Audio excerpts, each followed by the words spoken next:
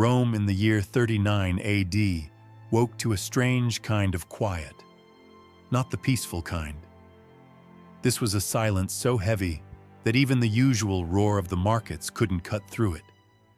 It felt like the whole city was holding its breath, afraid to name what everyone sensed, but no one dared to say out loud.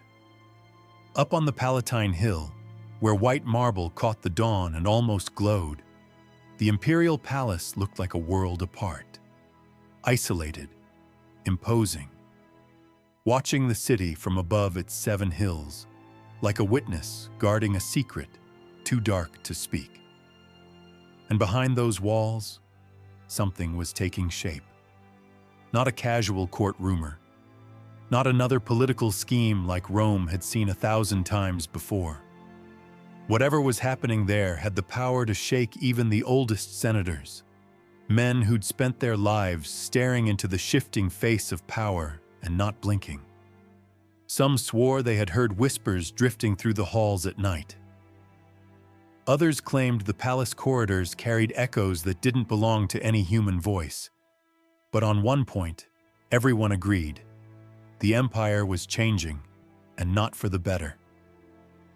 Caligula Gaius Julius Caesar Germanicus had taken the throne at just 24. He rose with the weight of hope on his shoulders, because Rome was exhausted after Tiberius's grim reign. The people greeted him like a liberator, a young emperor meant to restore the dignity the empire felt it had lost. And at first, it looked like they were right. He staged spectacular games, granted public pardons, promised renewal. The crowds screamed his name in the circus. But while Rome cheered, something else grew inside the Palatine. A shadow, thick, dense, not made of sudden madness, but of quiet, deliberate decisions. Romans believed power lit a man up from the inside, turned him glorious. In Caligula's case, power seemed to ignite something different, a private urge to reshape the court around his deepest, most secret will. And in the heart of that transformation, a hidden mechanism began to turn. It always started the same way: young virgins arriving at the palace. Officially, it was an honor. Unofficially, it was a question wrapped in uncomfortable silence, one that spread from patrician dining rooms down to the poorest alleyways. The polished marble walls of the palace, admired by poets and travelers, became mute witnesses to a system no one named openly. As Rome slept, new carriages climbed the hill, carrying girls dressed in white, sure they were riding toward privilege. They didn't know, couldn't know, that they were entering a place where purity wasn't a symbol, but a currency. Where innocence wasn't just a requirement, it was also a destination. This Palatine mystery wasn't born from public executions or blood in the streets. It lived in the hollow space between what people said and what actually happened. A gap so deep it still chills the spine 2,000 years later. Because behind every embroidered curtain and marble column was a truth nobody wanted to face. What looked like glory was sometimes only a doorway into an abyss, carefully disguised as privilege. And right there, on that threshold between appearance and shadow, our story begins. To understand how big this system was becoming inside the palace, you have to look at what fed it: the selection of the girls. It was presented like an old, honorable tradition. But beneath that mask, it worked like a perfectly oiled machine built to satisfy the whims of power. Imperial officials swept through Rome and the countryside with the precision of tax collectors. They weren't hunting talent. They weren't looking for political virtue. They were looking for 3 things only: age, beauty, and purity. Those became the keys that unlocked the palace gates. They visited patrician villas and plebeian homes alike. They judged faces, bodies, family lines, and that final condition the families were pressured to prove. In a society where honor was everything, almost no one dared to challenge the process. A lot of families competed for it. They convinced themselves their daughter being chosen was a kind of divine favor. Rome was living in contradiction. After Tiberius died, the people wanted a bright leader who could restore pride. Caligula was young, handsome, and tied to a respected bloodline. He seemed like exactly that. Families imagined their daughters would serve in ceremonies, learn the refinement of court life, maybe assist Drusilla, the emperor's beloved sister. Nobody wanted to see the truth, even as rumors started to circulate about private rituals, midnight summons, rooms no one entered except certain officials. Over time, scattered ancient testimonies, fragments from Suetonius and others, spoke of a hidden space inside the palace called the Garden of Venus. Beautiful name, right? But the meaning underneath it was anything but. It was a reserved, sealed-off section, impossible to reach without permission. Polished marble floors, imported fabrics, a place where the selected girls were kept. Their chambers were luxurious, almost blinding. Arabian perfumes, silk dyed with rare pigments, lamps burning day and night. To any outsider, it might have looked like a sanctuary of privilege, but the splendor was only the surface.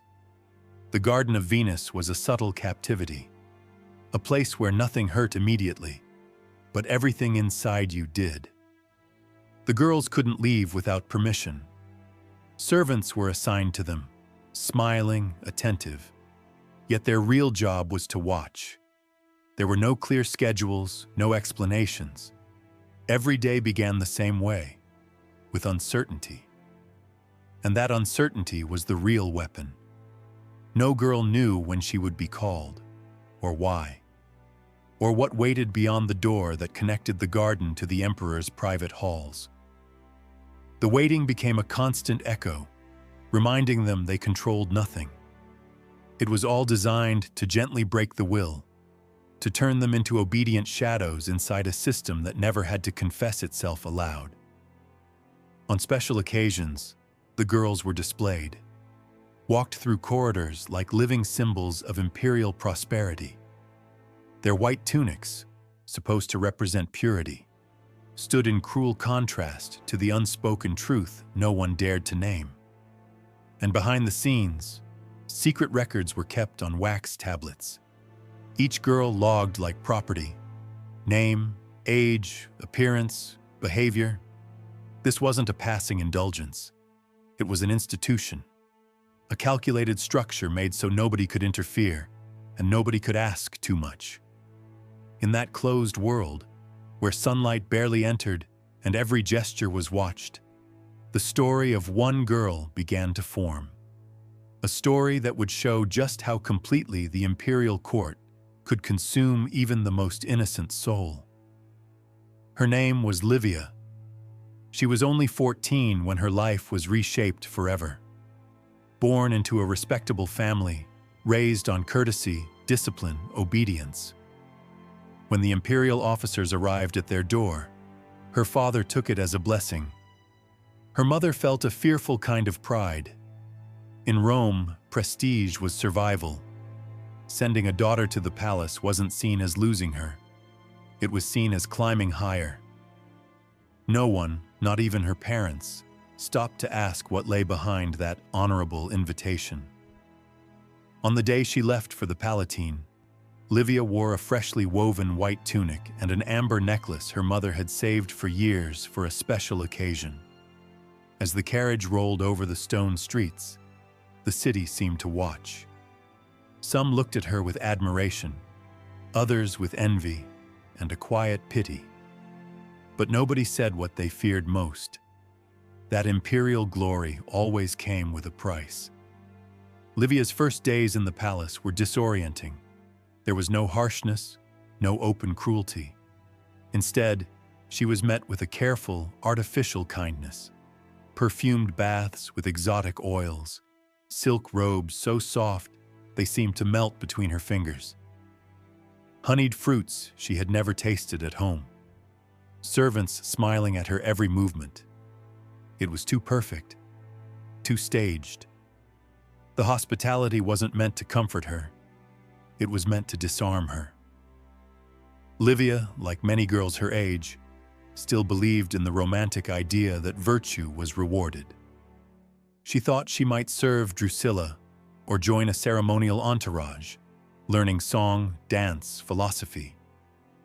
She couldn't allow herself to imagine, that this treatment was only the outer layer of a psychological trap designed to reshape how she saw everything. Because the court was a theater of shadows. What you could see always hid what mattered most. The corridors were long and hushed. The doors were countless. The guards too still, too watchful. And everything was soaked in a feeling of waiting.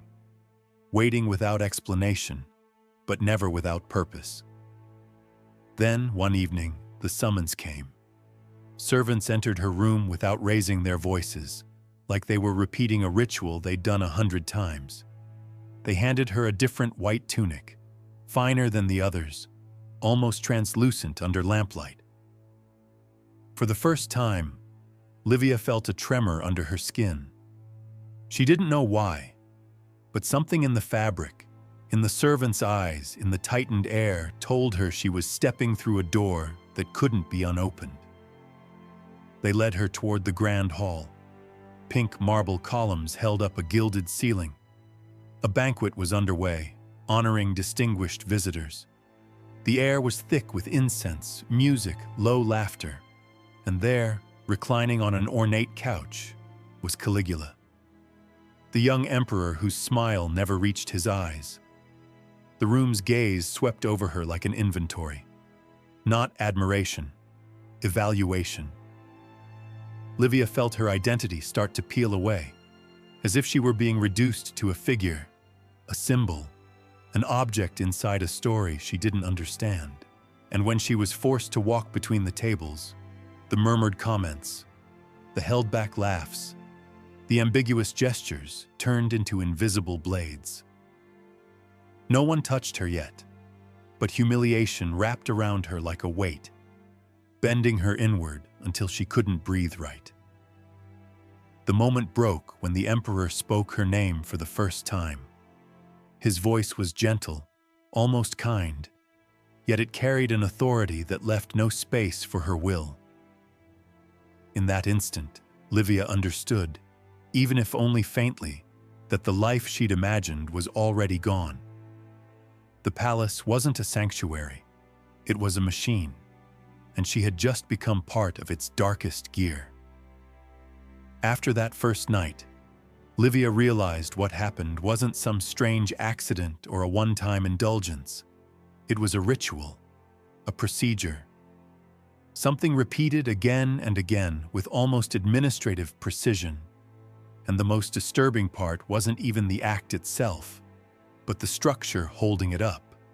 An entire court that knew, that watched, and still kept silent. The Palatine worked like a living organism, a giant body whose blood was whispering and whose breath was fear. Servants, guards, musicians, banquet hosts, everyone moved inside an invisible choreography. Every gesture had a purpose. Every stare had a limit. Nobody stepped in. Nobody questioned anything. Because to question the emperor was to challenge the very heart of the empire. What Livia lived through was part of a secret policy Caligula had refined from the early months of his reign. Ancient testimonies suggest he didn't just want to break the girls. He wanted to break the people forced to witness it too. He turned Rome's elite into unwilling accomplices in his theater of power. During these banquets, looking away wasn't neutrality. It was disrespect, an insult that could cost you your life. So the humiliation of the girls became a political spectacle and a loyalty test all at once. Different guests came and went, but the structure never changed.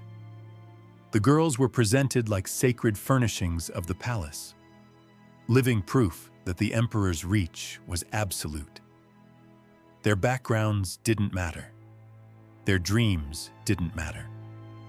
Once they crossed into the Palatine, they became interchangeable pieces, recorded coldly in wax tablets where their humanity was reduced to inventory: hair color, temperament, docility. And Caligula's most sinister brilliance wasn't in open violence. It was in creating a moral world turned upside down. In his palace, compassion was dangerous. Resistance was pointless. Obedience became the only way to survive. The senators who sat there watching knew it. These were men who supposedly formed the backbone of Rome's politics, and yet they froze under one glance from Caligula. They couldn't even show disgust, because fear for their lives and their families locked their faces into silence. That silence became a kind of participation, and in that collective muteness, Caligula found his greatest weapon.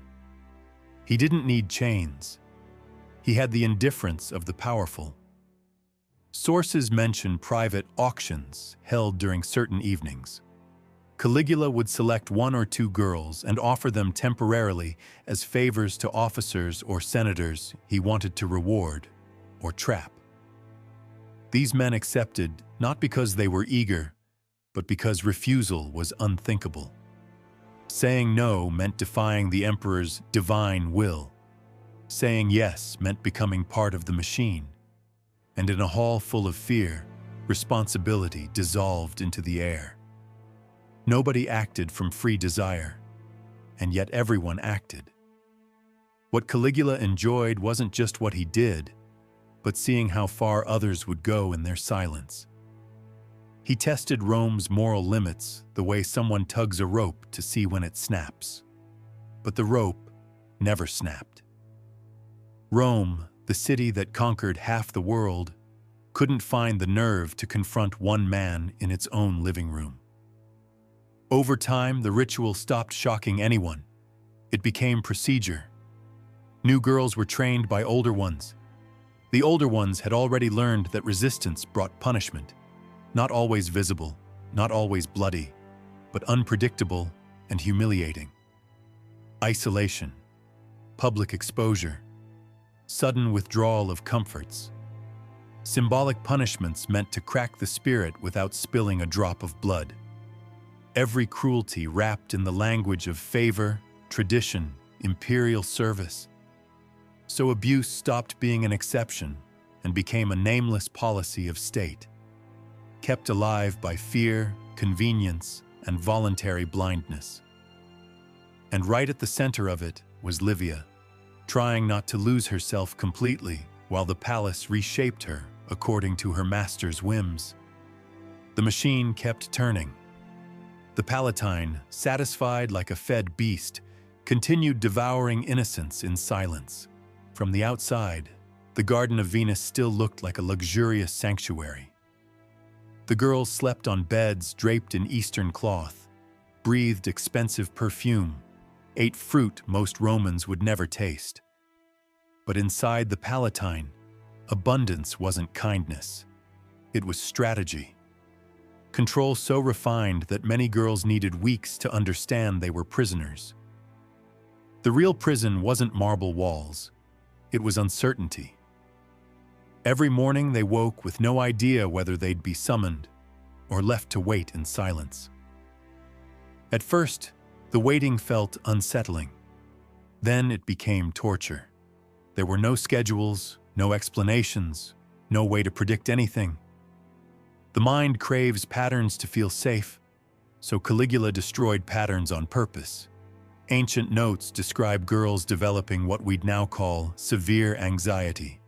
Shallow breathing, insomnia, shaking hands, sudden panic. Others fell into the opposite state, a disturbing stillness, like their bodies were present, but their spirits had fled.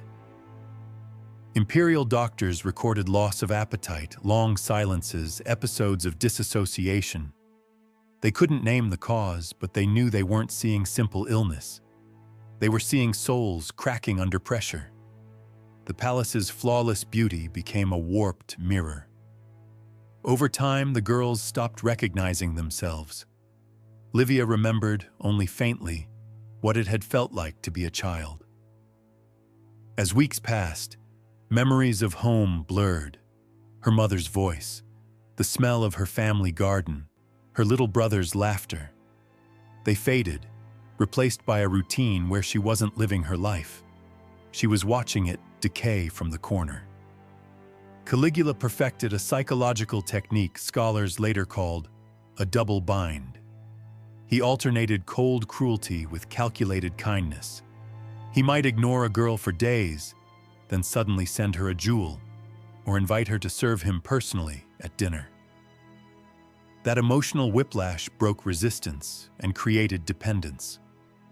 Victims started believing, against all logic, that the rare gentle moments were signs of affection, that if they did well, things would improve. It's the same pattern you see in abusive systems today. Punishment and reward blended until the brain can't tell where hope ends and despair begins. Constant surveillance finished the job. Praetorian guards were posted to block any thought of escape. Servants became silent informants. Nothing slipped through. Even whispered conversations were reported if they sounded like doubt or rebellion. One common practice was separating girls who formed close friendships. Caligula understood that friendship is resistance. He couldn't allow the victims to find strength in each other. Medical records discovered centuries later speak of girls who stopped speaking for days. They didn't scream. They didn't cry. They didn't ask for help. They just went out, like a candle snuffed with no wind. The doctors never treated the cause. Nobody could. They only patched physical symptoms so the machine could keep running. Meanwhile, outside those walls, the city saw the Palatine as a monument to greatness.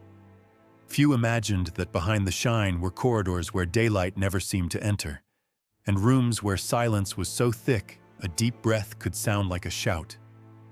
Bodies withered over time, but minds broke first, and broke forever. Livia knew it. They all knew it. And still none of them could find a way out of a labyrinth built not just to hold them, but to convince them escape was impossible. Because the cruelest prison isn't the one that locks your body. It's the one that convinces you there is no door. While the girls lived inside that quiet maze, their families outside drifted between pride and a fear they couldn't name. Rome was a society where reputation mattered more than truth, and honoring the emperor was as sacred as religion. So parents were trapped in an impossible position.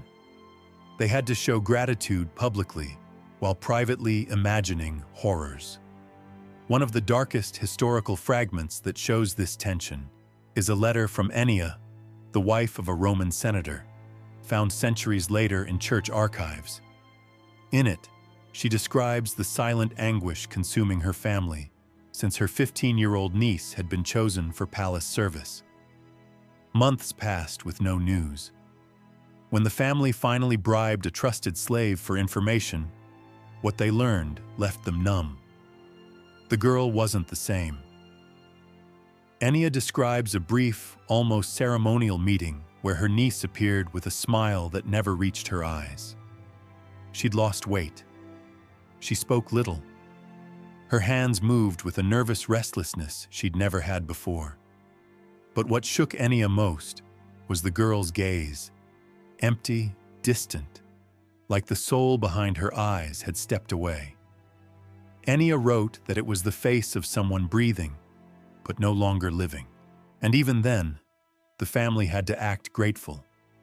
They had to thank the emperor for the honor, knowing one wrong word could be interpreted as treason. It was a moral torture.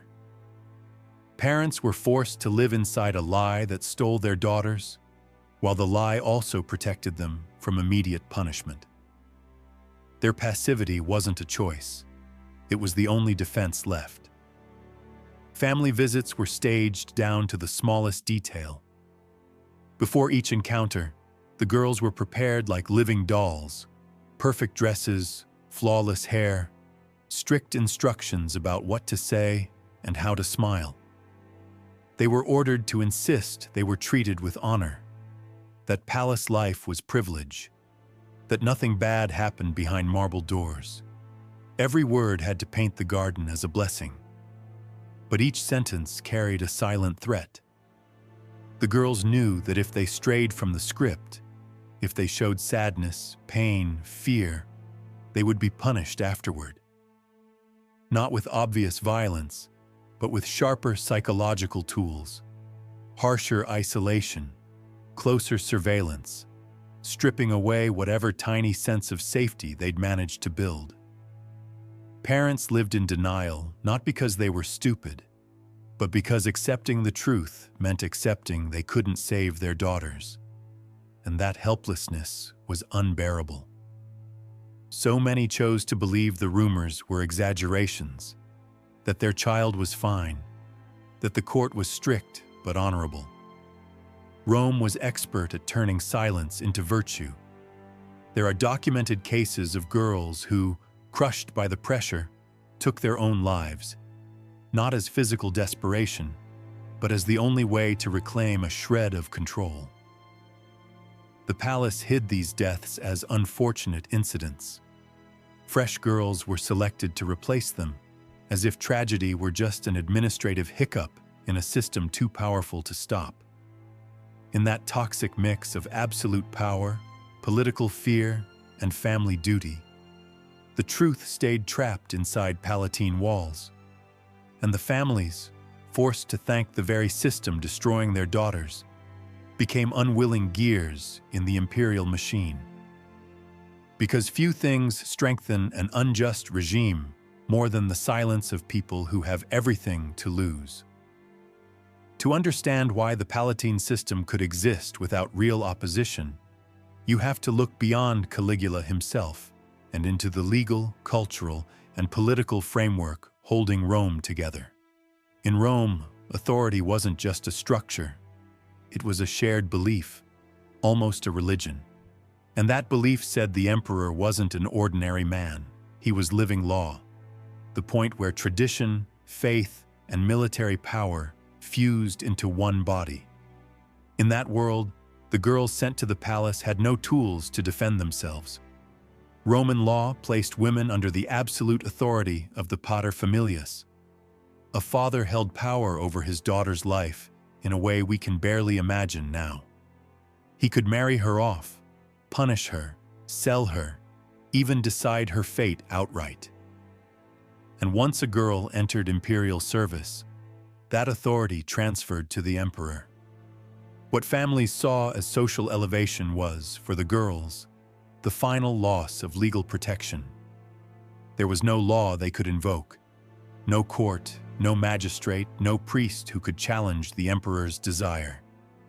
The system was designed so their vulnerability was complete, and the Praetorian Guard, officially created to protect the emperor and the state, played an even darker role. Under ambitious commanders like Macro, the Praetorians became guardians not of justice, but of the emperor's personal will. Their loyalty was rewarded with wealth, influence, and sometimes access to the same privileges that orbited the Garden of Venus. In a society where soldiers were feared as much as they were revered, resisting them was the same as stepping toward death.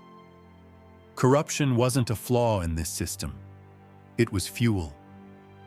Every official involved, recruiters who selected girls, doctors who treated symptoms while ignoring causes, servants who watched and reported, gained something by cooperating.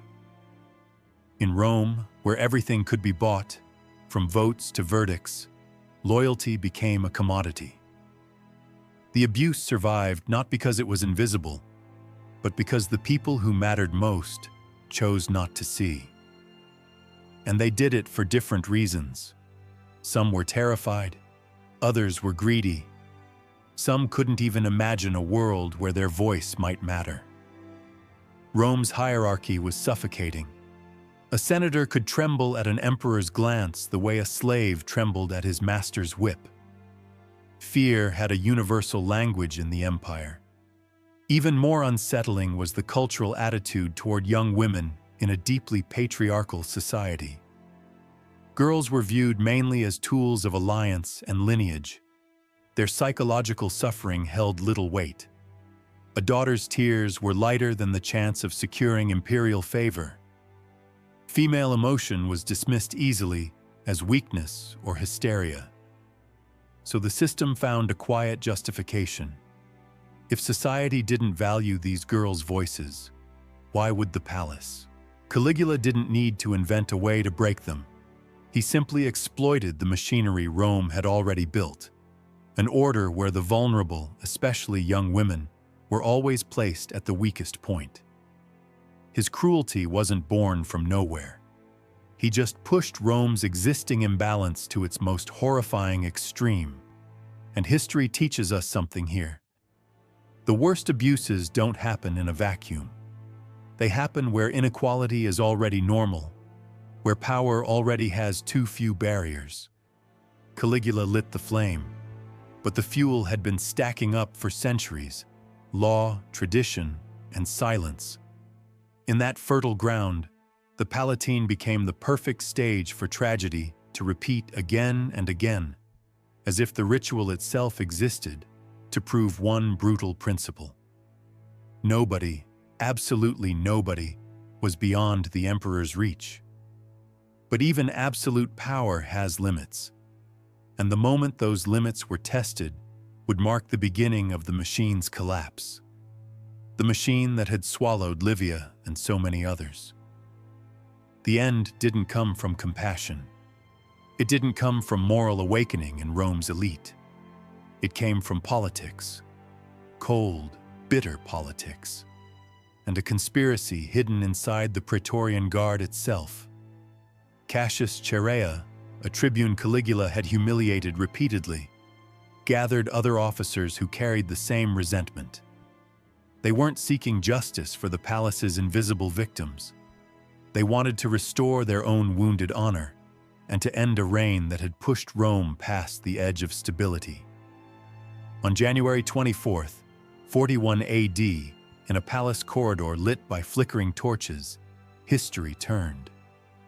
Caligula fell not to a foreign army, but to men who had sworn to protect him. His death was abrupt, almost quiet compared to the storm of consequences it left behind. And for the first time in years, the Palatine was silent again. Only this time it wasn't the silence of fear. It was the silence of an ending. The doors that had kept the girls confined began to open in chaos, without orders, without certainty. Some guards fled. Others pretended they'd never seen anything, never known anything, even though they had stood watch over it for years. In the confusion, the girls met something they'd never imagined: the absence of control. Freedom, when it arrived, didn't feel like sunlight. It felt like shock. Some ran immediately, bare feet pounding through marble halls, the sound of life breaking loose after being smothered too long. But others didn't move at all. They sat on the edge of their beds, staring ahead, unable to process that commands were gone. The routine of fear had shaped them so deeply that freedom felt unreal. It's hard to say which sight was more tragic: the girls who fled without looking back, or the girls who didn't know how. When Claudius took the throne, he inherited a problem no political handbook could solve.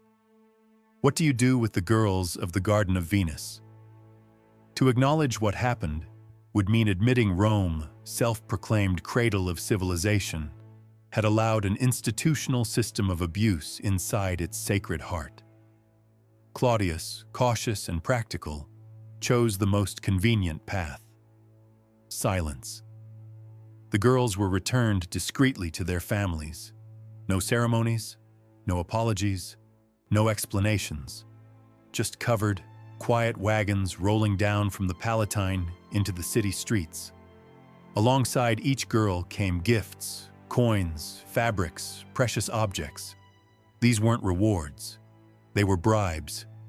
A way to buy the silence of anyone whose voice could crack the imperial image. But returning home wasn't returning to life. Families quickly realized the daughters they welcomed back were not the daughters they had sent away. Some recoiled from touch. Some woke screaming at night. Some avoided sunlight as if the world were too wide after years of emotional captivity. Some never spoke of what happened, not because they forgot, but because the memory was a wound too raw to name. And in a society that demanded honor and discretion, there was no space for psychological grief. Most carried their trauma quietly into old age or into the grave. The fragmentary testimonies that survive, memories dictated by elderly women, letters hidden in rural villa walls, incomplete medical notes, draw a devastating pattern. Chronic anxiety, constant fear, inability to form trust or affection. Long spells of isolation. What looked from the outside like a happy ending was, for the girls, only the beginning of another invisible war. Learning how to live after being taught for years that they didn't deserve freedom. Rome moved on. The empire continued. Historians argued over whether Caligula's reign was exaggerated by his enemies, or how much was truth twisted by time. But for the girls who survived the Palatine, this wasn't academic debate. It was a shadow stitched into their lives. After Caligula's death, and after Claudius's administrative silence, Rome tried to erase what happened. Official records were altered. Names vanished from archives. Caligula's rule was reduced in public memory to political eccentricities. It was easier to label everything madness than to admit an entire system had enabled years of systematic degradation. But history always finds cracks to escape through.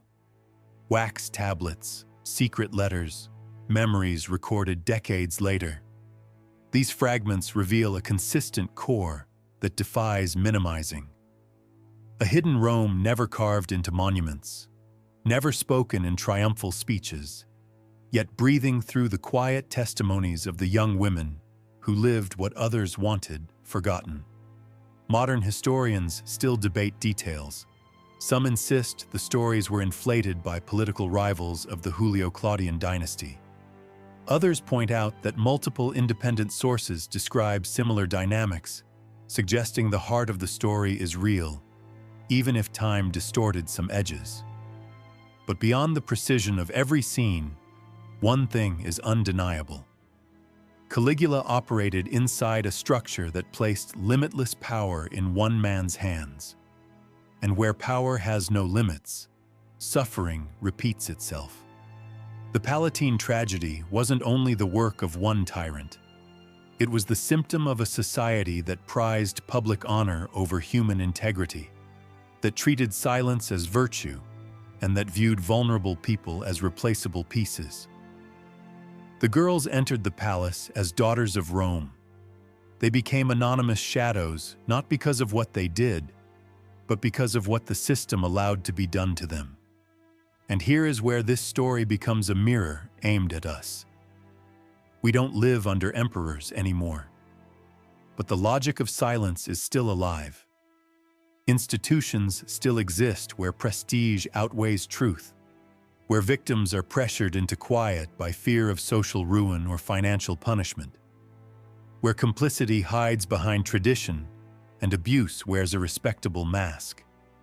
Modern scandals in academia, religion, entertainment, sports, and corporations show us that the psychological mechanics of power haven't changed much. Only the costumes and scenery have. The girls of the Palatine, whose names were scrubbed from history, remain an uncomfortable reminder. Vulnerability is never an excuse for exploitation. No society deserves to call itself civilized if it sacrifices truth for convenience. And history isn't only for understanding the past, it's for warning the future. Every fragment that survived, every line scratched in secret, every memory rescued from oblivion, serves a sacred purpose, making silenced voices echo again across centuries, not as graphic cries of pain, but as moral warnings that refuse to die. Because if the Garden of Venus teaches us anything, it's this: injustice doesn't come from one man alone.